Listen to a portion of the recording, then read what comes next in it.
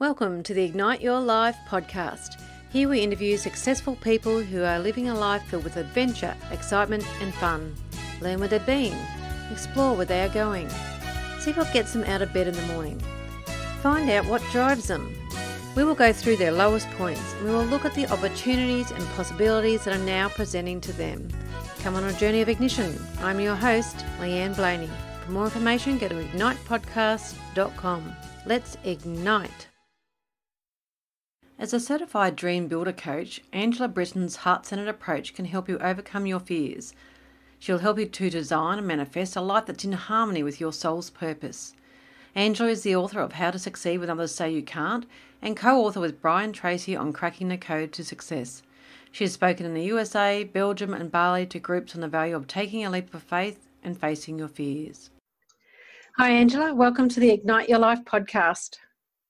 Thank you for having me. I'm happy to be here. Oh, you're so welcome. I'm really excited to share your story. So shall we get started? Yes. Excellent. All right. Do you want to tell us a bit about what's happening for you right now? Right now, I'm in a serious stage of transition. I sold a house in South Carolina here in the USA, and I've just moved back into Texas, in the Houston, Texas area. And I'm in the process of purchasing a new house here, as well as planning for a trip to 2 weeks.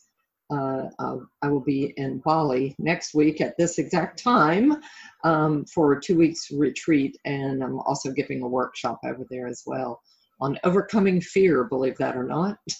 Oh, nice. So is that part of what you do, the overcoming fear? Yes. I'm a coach, a life coach, and a big part of what I coach with people is to push through their fears and to recognize what fear actually is. And for me and for others, fear is actually the boundary of our current reality. So when we get that uneasy feeling, we're actually bumping into that energy of the fear, which is really just the energy at our boundary of our current reality. Yeah, that's so true. So like leading up to this point, what's actually your story? Where have you been to get to this point? Wow. Honestly, I think, I hate to go back to my childhood, but I really believe that my childhood did have a huge impact on the person that I am today, because neither one of my parents were very well educated, and I was able to grow up in Florida on 100 acres with animals, horses, that sort of thing. And my parents were very busy, and so I kind of raised myself. But what that did was it gave me a lot of time for introspection and just exploring the world around me. I mean, I used to lay in the middle of the pastures at night and just watch all the stars fall. And I just remember always having this sense that there was something else out there, that I was connected somehow to the stars, and just always had this, my parents called it a fantasy world. But as I'm getting older and learning more about the world around us, I think that there was actually something to that. I think we are all connected, and a bigger part of the universe is all inside of us. So, Yeah. So what about as you went along, did you go into this field of life coaching straight away, or did you do something else before that? No, I've had the 9-to-5 jobs, which I was never very good at or felt very comfortable in. Always an entrepreneur. In 1985, I was living in Louisiana, and I opened up my own candy/gift store. Went to a bank, created my own financial proposal, got a loan, and then the university there saw my proposal, my financial proposal, and asked me if they could use it in their teaching classes as to the best. The banker told me it was the best one that he had ever seen, and I created it with a couple of books and my imagination and a typewriter, of all things, a typewriter, not a computer back then. It was a typewriter. It's so funny. You get to the bottom of the page and make a mistake, and you have to tear the whole page out and start all over again. Too funny. Yeah, so I've just always been a bit of a free spirit, I guess. And like I said, I really think that was a lot of it was due to the way I was raised. I was allowed to be a free spirit. My parents never, told me I had to do this or I had to be this or I had to go to school for this or any of that, which sometimes kind of wish they would have. I wouldn't have wandered around half asleep. I feel like I sleptwalked through the first probably 30, 40 years of my life. I feel like I was kind of sleepwalking because I was so distracted with, life, I guess, and raising kids and having a husband and that sort of thing. So you said about, sleepwalking. Was there a tipping point for change? Did something wake you up to change direction? Oh, yeah, something quite dramatic woke me up to change. It was when my husband of 14 years decided to put a loaded gun to my head. Yeah. So that was definitely my catalyst for a change.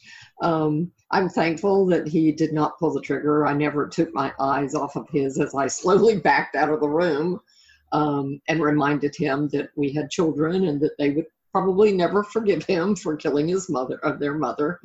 So yeah, that was definitely my catalyst for change. And especially after I left, and then I found out that he had also drained my bank accounts. So I had to start over pretty much from ground zero and reinvent myself and teach myself a lot. And I accept some of the responsibility for that because I turned over all of my finances and my whole life to him basically, and just, molded myself to be what I thought he wanted. And so after that incident, it flipped my whole world upside down and caused me to really do a lot of introspection and to create myself and find myself. Actually, didn't create myself. I found who I really am. And I'm a very strong, independent woman. Went back to school and got my master's degree and stayed on the dean's list the whole time. It was tough, but I really pushed myself. For me, I just always felt like failure was not an option because I didn't have a safety net under me, at that time. So it was like the movie quote, failure is not an option. That was my mantra. Yeah. Did fear come in that? Like, I know you coach now on fear. Did fear come in there somewhere that you've had to address that yourself, and that's where you've gone down the life coaching path? Absolutely. And I think that's one of the reasons I'm good at teaching that section on, overcoming your fears, because I had to. And I think when people stop and look back at their life, they will realize that a lot of the things that we are fearful about are only in our imagination. They never take place. We worry about things we fear things that were in our past. Okay, that's gone, that's over with, let it go. We fear what's going to happen tomorrow. And we waste a lot of our life living in the fear, and it stops us from doing things. Shakespeare said that doubt and fear are thieves of our dreams, that they stop us from achieving, stop us in our tracks and make us live small contained lives. So we really do have to push through the fears. Yeah. No, I like that that quote. I haven't heard that one, so that's quite a really true quote, isn't it? Yes. I like that. What about challenges? Like, if now being a life coach, and what sort of challenges have you had along the way that made you feel like throwing in the towel? I have probably on one or two occasions felt like throwing in the towel, when you're just kind of at your lowest point and you feel like you don't have a support group around you. And then it all changes, within a couple of days. And that's one thing that's helped me in the coaching as well, especially suicide rates in this country right now seem to be at an all-time high. And, my message is just give it another day and another day and another day. And it's amazing that sometimes overnight, your whole life can change. Somebody will call you and offer you a position, or I get an unexpected check in the mail. It's just, or somebody smiles at you or says something kind to you, and it just lifts your whole spirits. It just changes your whole mood from dark to light. So I always tell people, just hang in there, and the light's coming. Yeah, I always like that saying. I know we hear it a lot, this too shall pass, but it's so true, because it will pass. If we look back at our life, there's been those different times where you think you'd never get through, but you do, and then you get through another thing. So you just have to keep hanging in there, keep believing that it will, this too shall pass. So I like that. Right. Yes. When my marriage ended, I really did feel like throwing in the towel at that point in time, but I had children, and they just kept me going. So, you can't stop. A lot of people, sometimes people feel like they're not loved. And it's amazing how many people actually do love you, that you don't even realize. So, yeah. So what keeps you putting one foot in front of the other? Do you have a big vision? I do have a big vision. I'm writing a book. I love to write, and that's one of the main reasons why I wanted to participate in the 1000 Ripple Effects project. I felt so honored to be included in that. It's really special to me, because I had some childhood things after my parents got divorced that I felt like, I could contribute a little bit to that. But yes, so I'm writing a book right now, and the title of the book is I Didn't Know I Couldn't Do That. It's a double negative, but I didn't know I couldn't do that. It's the way I've lived a lot of my life. I didn't know I couldn't, so I just did it, And then I have people afterwards say, "Oh no, you couldn't do that." Well, I actually happened to do it, and most of the time I say I did it pretty well. So, I think sometimes when people tell us the things that we can't do, I know I have a bit of a rebel streak in me, and when somebody tells me I can't do something, I'm like, "Oh, really? Well, watch this." I think I can do it. And so I like a good challenge, I guess. Yeah, I like that. I'll have to make sure we get told about that one when it comes out. So what about an ignition point? Have you had a point in time where things have just really started taking off for you? Yes, as a matter of fact. It happened last year. I was thinking about writing a book, and then a group from someone from Brian Tracy's group, I subscribe to his newsletter, and he's a motivational speaker. And anyway, I got wrapped up in participating in a book that he published last year called Cracking the Code to Success. So I have a chapter in that book, and that was the first time, other than college yearbooks, that my writing had ever actually been published. And I won the Writer's Choice Award, actually, for my chapter in his book as well. And that was it for me. That was it. It was like, yes, the fire was lit. It was definitely my ignition point. And so I've just, been writing and speaking ever since. And it's what lights me up. It's what I'm supposed to be doing, spreading the message that we're all connected and that we all have power beyond our imagination to do the things that we want to do in life. Yeah. Oh, that's fantastic. I love it. So what new possibilities have opened up for you then?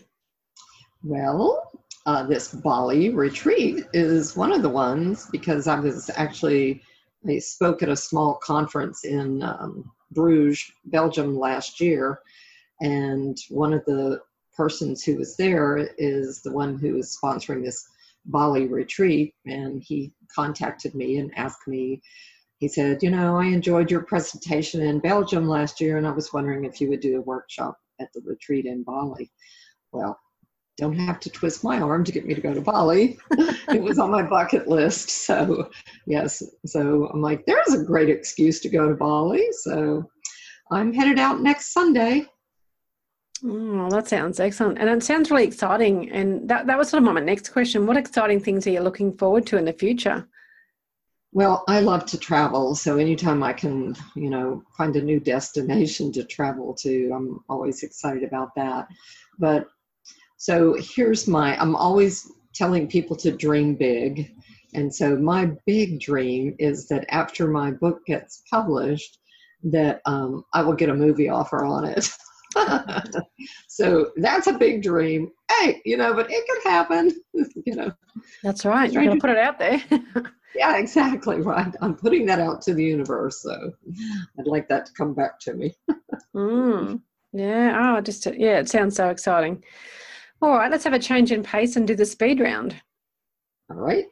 Here we go. What's your favourite book? Oh, that's easy. It's a small paperback. I don't know when it was printed, a very, very long time ago, but the name of the little paperback book is called Key to Yourself, and the author is Venice Bloodsworth, and that book changed my life, and I've owned that book probably for 20 years or more, and it's very dog-eared, and I've actually written notes throughout it and underlined places, and I pick it up probably once every other month or so and just read through it, and it refreshes me. She talks about, well, that's not very speedy. Anyway, read the book. It's an awesome book, and it's an easy read. Oh, sounds awesome. Love it. Who's a mentor figure that's helped you the most? Mary Morrissey. She's really helped me so much. She's the founder of Life Mastery Institute, and she is where I got my life coach certification.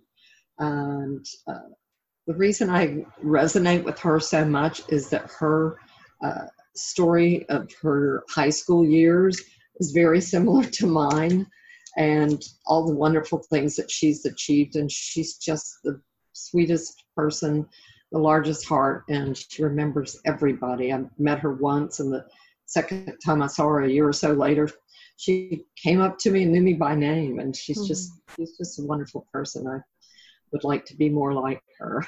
Yeah. What about a daily ritual that works best for you? Right now, I'm in such a state of transition. I hate to say, I don't even have a ritual. I barely have a daily routine. Brushing my teeth, that's my daily routine right now. It's an important one. Yes, it is. But normally I try to meditate before bedtime, so that, I put my intentions out there, and hopefully they come to me in the dreams. And anyway, but right now I have not been doing that. What about a favorite food? Frozen yogurt. Oh, nice. It's a different one, but it's nice. I'm not even sure that's a food group. Any flavor, pretty much. Oh, I'm sure it is. Do you like the country or the city? Country. Raised in the country. I've lived in the heart of Houston, and it was fun, but I prefer the country. What's your biggest piece of advice to give to others to help them make change in their life? I would just say to value yourself. Don't look outside yourself for validation, because everything you need is inside of you. We read so many books, we watch so many videos. Sometimes I get overwhelmed, and I don't even stop myself. I'm always thirsting for more and more and more information and more knowledge. But I think it's just listen, be still and listen to your inner voice, because it will always guide you in the right direction. That's so important, isn't it? All right, last question. If you had a time machine, what would you go back and do differently or tell your former self? I would tell my teenage self to stay away from the boys. And pretty much what I said earlier, don't look outside. I was always looking outside myself for validation, and the true validation comes from within yourself. So I would just tell myself, be yourself, be who you are. You're enough just as you are. You're enough. Yeah, it's so important, because so many people don't realize that they are enough. Yeah. It's taken me many, many years to get to that point myself. Yeah, me too. Well, thank you so much for your valuable time today, Angela. Would you like to give us the best place to contact you, and we'll end it there? Okay. Well, thank you, Leanne, first of all, for having me. I appreciate it. Yes, you can find me at abinspire.com, and I'm also on Facebook, Angela Brittain. But there are also, I found out, about 20 other people with my same name. Oh, So I'm very difficult to find on Facebook, but you can find me at abinspire.com, and then all my links are on there to my Facebook and Twitter and everything else. Okay. excellent. Thank you very much. All right. Thank you. Have a good evening. Igniters, Angela's given us lots to think about in this interview. Value yourself, don't waste your life living in the fear, and that we can reinvent ourselves. If you want to connect with Angela, go to her website www.angelabrittain.dreambuildercoach.com. For more about what I do to help you become the success you've always wished to be, go to my website www.leanneblaney.com.